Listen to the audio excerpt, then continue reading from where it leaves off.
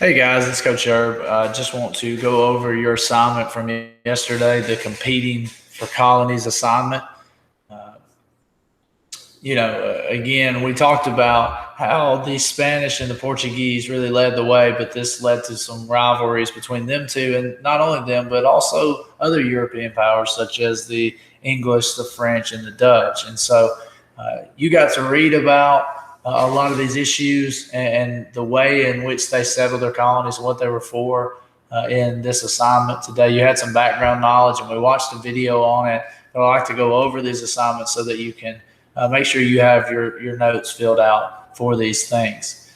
So your task was to read the following passages and fill in the graphic organizer. And if you clicked each one, you could pull up a little mini bar sheet over here to the side, and you could see those things. And so your first task on this was to determine the location for each new colony. Well, New Spain was set up in mostly the Rocky Mountains to Pacific Ocean area. It included Florida, Mexico, Central and South America. New France was along the St. Lawrence River in the Great Lakes region, and Canada, and any land east of the Mississippi River all the way down to the port of New Orleans. And so that was off of the coast, more inland. And that makes sense when we talk about what their reason for settlement was. The New Netherlands, settled by the Dutch, was in the New York area, but it stretched all the way down to Delaware. So that gives you a modern day representation of where they were. And then New England, basically, the very beginning of the setup was in Virginia and Massachusetts Bay. And so both of those places, you have Jamestown, Roanoke, and Plymouth. And so those are the areas in which all these colonies kind of came up. Secondly, you had the reason for settlement. Well, New Spain's reason for settlement was, for the first part, gold. Along with that, they were wanting to convert natives to Christianity, and then they really wanted to add land to their empire, but mainly for their nobles, the king and the other parts of the royal government. And then lastly, trade profit. They didn't know that all these resources were there. They were just hoping, and they found them. And the next thing you know, they'd make a lot of profit from trade. New France, its settlement was for finding the Northwest Passage. You read about this in the explorers, and you saw some of the explorers that kind of searched for this. But the Northwest Passage was that route around North America through the icy waters above North America, kind of through Canada. That was the goal, was the search for that. But also they wanted to get involved in the very lucrative fur trade with the Native Americans in North America. The New Netherlands, not much different than France. They wanted to get involved in the fur trade. And, New England was more different. They were kind of religious freedom. Of course, it would turn into money, gold, not gold as much, but trade, as the colonists would be involved in trade with the mother country of Great Britain. But initially, religious freedom was the goal for settlement. And then lastly, the treatment of Native Americans. The Spanish in New Spain would kill and destroy many through disease, battles, and labor on the encomiendas. They also converted them to the Catholic Church. So there was a little bit of non-harsh treatment, but it was kind of against their will. For New France, it was friendly. They lived with them, traded with them, worked with them in the fur trade. So they did have a very cordial relationship with the Native Americans.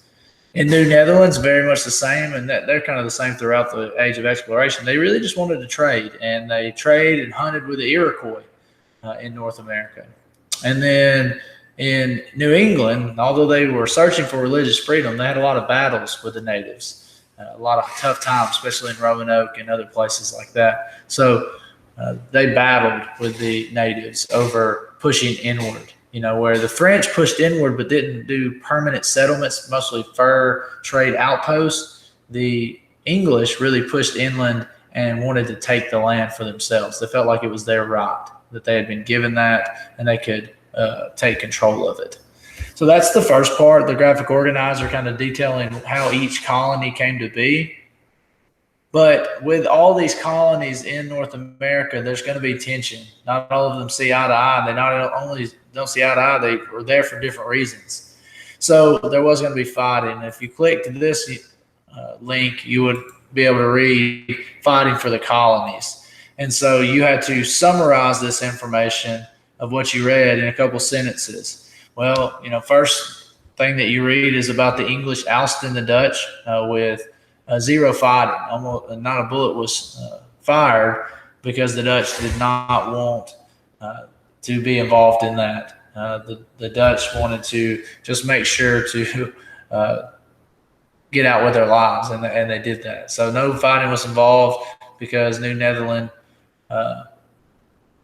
separated the English colonies in the north and south. The English kind of tried to take that over, and they did very easily. Growing population led to more land, and as more land was needed, a small dispute over the Ohio Valley led to a major contest between France and England over land control. This war became part of a larger conflict known as the 7 Years' War. In the colonies in the New World, it was called the French and Indian War. But in North America, the British colonists, with the help of the British Army, defeated the French in 1763.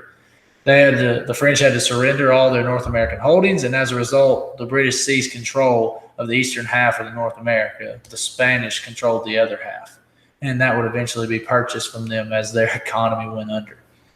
Your exit ticket was to write a letter to a relative in Europe from the point of view of an early settler in North America and describe what life was like there and what your goals are in North America.